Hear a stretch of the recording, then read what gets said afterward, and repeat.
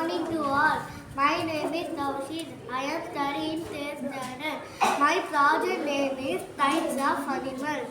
Terrestrial animals. Animals that live on land are called terrestrial animals. Terrestrial animals have lives to walk long distance. Examples: giraffe, elephant. Aerial animals. Aerial animals live on air are called aerial animals. Aerial animals have wings to fly in air. Examples: bird, bat. Aquatic animal. Aquatic animals live on water are called aquatic animals. Aquatic animals have fins, tentacles to swim underwater. Examples: octopus, fish.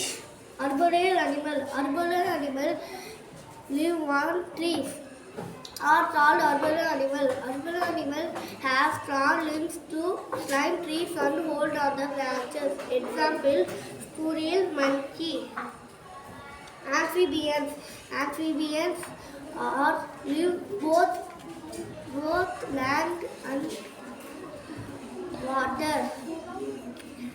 Are called amphibians. Examples: crocodile, tortoise. Thank you.